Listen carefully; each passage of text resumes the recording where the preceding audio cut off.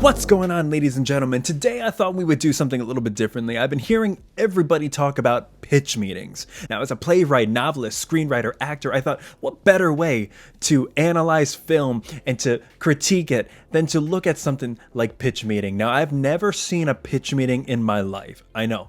Shocking. And I looked, and there are literally hundreds of these things already out there. And it's run by this guy, Ryan George, who just satirizes and points out all of the flaws in movies that we know and love, and, you know, some better, some worse. And it's just a fun time. So I was like, yeah, what better way to talk about story arcs and character flaws and plot holes and MacGuffins? Oh my God, the MacGuffins. Then with something like this. I know you guys love pitch meetings. If you have any other ones you want me to watch, please let me know. Today's pitch meeting is Harry Potter and the Sorcerer's Stone. This is my childhood. I grew up with Harry Potter to the point where my aunt would have me and all my cousins line up outside of Barnes & Noble at like 12 o'clock midnight just to get the next book. And that was that's a core memory of my childhood, despite the fact that you could just get it the next day without having to wait till midnight as a 10-year-old. But it was still awesome. I love the writing. I still read the books to this day because the writing is so witty. It's good for children. It's good for adults. And the movies I was a fan of. I'm sure there are plot holes all throughout the movies. I can think of some. There are others that Ryan George is probably going to have to help me out with. But still a staple of my childhood. So what better way to honor that than to ruin it? This is Pitch Meeting with Harry Potter and the Sorcerer's Stone. Ryan George from Screen Rant. Let's get it going. So, you have a movie for me? Yes, sir, I do. So it's based on this fantasy book series, right?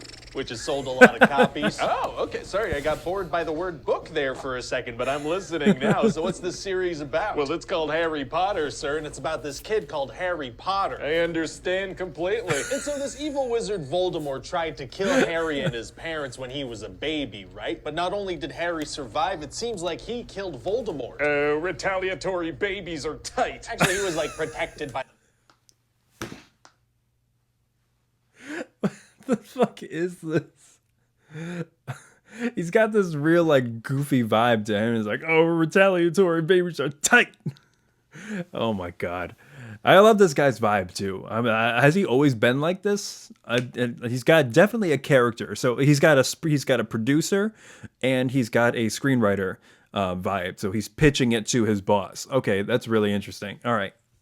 The power of his dying mother's love. Oh, his mother's love is tight. I don't know about that sentence. I don't love how it sounded either, but I said it and there's no taking it back. So anyway, we're gonna meet this wizard Dumbledore, right? And he wants to leave baby Harry with Richard his Harris. non-magical family, but he doesn't want to be seen doing magic in the suburbs. So what does he do? He does some magic in the suburbs. Yeah. He turns all the streetlights Right. into... That's exactly what I thought when it was happening. And they told us at the end that you couldn't do magic again around muggles.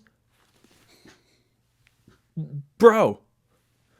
Flying magic balls and zips them down the street at him. Ah, you know, I think walking down the street normally might have drawn less attention Yes. than magic flying light balls. Maybe. So Dumbledore's going to explain to these other wizards, Hagrid and Professor McGonagall, that Harry's going to be famous in the wizarding world, so it's better for him to grow up away from all that. I guess that's better. So he's like, let's just leave Harry in an abusive family for a decade and then kind of spring all this on him when he's a 10-year-old. And that's better than growing up rich and famous. That's what Dumbledore's going with. So then Harry's about to turn 11 and he starts receiving letters from this magic school called Hogwarts where Dumbledore is the headmaster. Okay, but his family, they don't like him. They don't want him to read these letters. Why not? Because they hate him so much they want to keep him around. I don't know if that works. So the uncle keeps destroying Oh these my letters. God. Oh my God. Yeah. Why? Yeah, if you hate him so much, why would you want... Oh my God. Oh my God, that hurts a lot of my childhood. Almost everything they did because they wanted to spite him, because they wanted to slight him, because they hated him. And yet everything they did, even in the second movie, they put fucking bars on his window. I mean, if you hate the kid so much, kick him out. Send him to the school, right? That should be like the happiest time of your whole year, is that when that kid's gone. Oh my God. Whew, oh, my childhood's hurting already. letters, and they keep showing up, but Harry just can't get his hands on one long enough to read it. Wow, well, it's too bad they don't have a magical letter that just kind of shouts the message at you.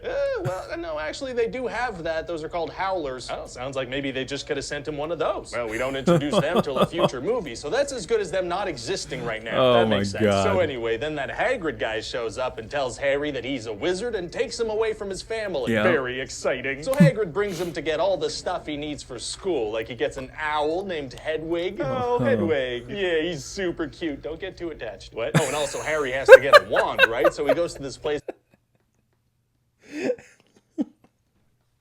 I can't with this guy. It's called Ollivanders and just destroys the place. Does he get in trouble? No, that just kind of seems like this guy's way of doing things. Just let children destroy his stuff until they find a wand that works. Interesting business model. So anyway, eventually Harry gets on the train to Hogwarts and he meets this kid, Ron Weasley, and he's got a rat on his crotch. Oh my God. Oh yeah, no, it sounds gross, but in a later movie, we're gonna find out that the rat is actually a middle-aged man disguised as a rat. Oh, that's so much worse. Oh yeah, I guess that is worse. Oh, God. What?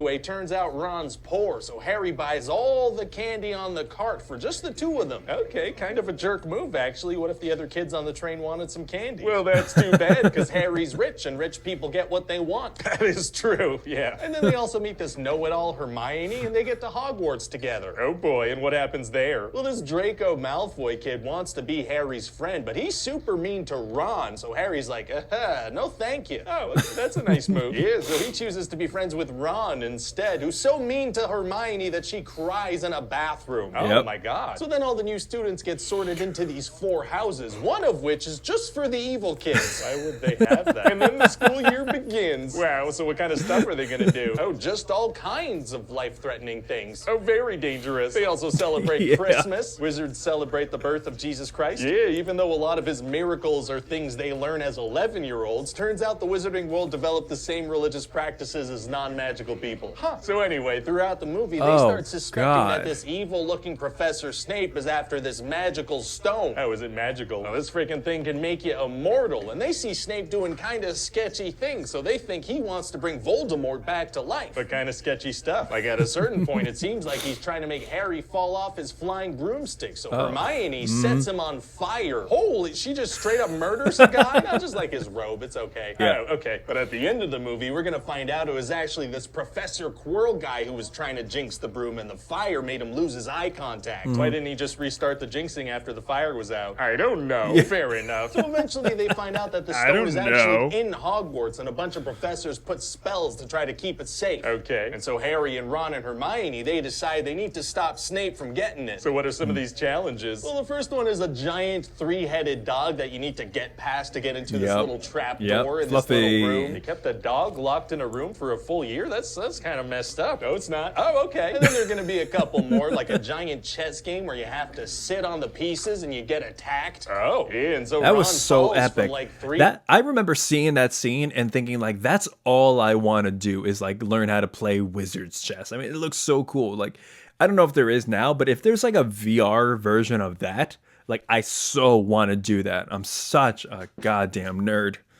Feet in the air, and then he's, you know, just kind of a big drama queen about it. Very Yeah. dramatic. Yeah, So he now fell, like, Hermione has to 3 help feet Ron, and Harry onto the carries ground. on by himself. And how does that go? Well, he ends up finding Professor Quirrell standing in front of this mirror, trying to figure out how to get the stone out of it. Oh, okay. And then he reveals that he's actually had the Dark Lord Voldemort's face under his turban this whole time. Oh.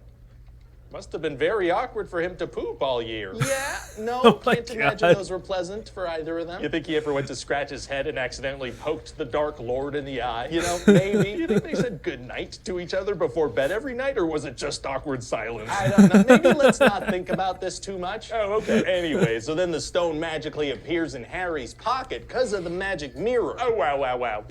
Wow. So now Professor Quirrell comes after him. Oh, man, it's going to be tough for him to defend himself against a full-grown man and the tiny face of a dead man. Actually, it's going to be super easy. Barely an inconvenience. Oh, really? Yeah, it turns out his mom's love is like super plot armor, so he turns Professor Quirrell to dust just by touching him. Super plot armor. Oh my god, that's so perfect. Oh god, yeah, because they literally use his mom's love so many times to get him out of like dangerous situations. Oh god, plot armor. Oh, that's good. Oh my god, he kills a teacher? He does, yeah, and so that's a happy turn of events. This child took this man's life very easily. Jeez. So then Dumbledore explains to Harry that this mirror had a spell on it where the stone would only transfer to somebody who wanted to find the stone, but not use it. So that's why Professor Quirrell couldn't get it. Exactly. Wow. So all the other challenges were kind of unnecessary, huh? Yeah, kind of. Oh and, my arguably, god. Harry made the situation much more dangerous by showing up. The stone would have stayed in the mirror. It never would have been within Voldemort's grasp. Yeah, okay. Well, we're going to play the moment that's heroic, okay? Shit. I guess. So anyway, then it's the end of the year, and there's this thing called the House Cup, where like throughout the year, each house gets points and loses points based on the stuff they do. Okay. In the good guy house, Gryffindor is dead last, and the bad guy house, Slytherin, they win. Oh, well. You know, bummer. Yeah, but then Dumbledore, he's like, hey, everybody, shut the hell up, because Harry Potter here killed one of the teachers with his bare hands. Yeah. So he gives Harry and all... Just the thought of Dumbledore going, hey, everybody, shut the hell up. This guy's comedy is gold. This guy's comedy is just exactly like what this kind of satire needs. His friends a bunch of points for killing that man, you know, ending that guy's life, being the last face he ever saw. I imagine this is phrased better in the book. Yeah, I think, probably. All right. Oh, and also Dumbledore spoke with this guy, Nicholas Flamel, who was being kept alive by the stone, and he agreed to just die and let the stone be destroyed. Oh. Yeah, the guy's been alive for like 600 years, so he's like, yeah, okay, destroy the stone. I've lived long enough. Probably should have had that talk in the first place before storing the stone at Hogwarts and endangering all the students. Maybe. So then Harry gets on the train to go home and waves like a normal person. What are you talking about? The way he waves? It's perfectly normal. Okay, I mean, yeah, all right. So then that's it. What do you think? Well, you know, it sounds like a pretty good time. What's this first movie called anyway? Like, what's the full title? Harry Potter and the Philosopher's Stone. Oh, okay. And also Harry Potter and the Sorcerer's Stone, because that first one I said's kind of hard. Wait, what? Yep. Oh my god. This guy's hilarious. This guy is hysterical. His character, I love the characters of just this dopey, know-nothing producer, and then the overzealous screenwriter who's just pointing out all the flaws. Pitch meeting, I knew it was going to be something related to, you know, pitching the story of whatever, you know, they're satirizing, but he just takes it a whole nother level with just how overzealous and happy he is, and how everything is just accepted by the producers. Like, wait, how about this? I don't know. Fair enough.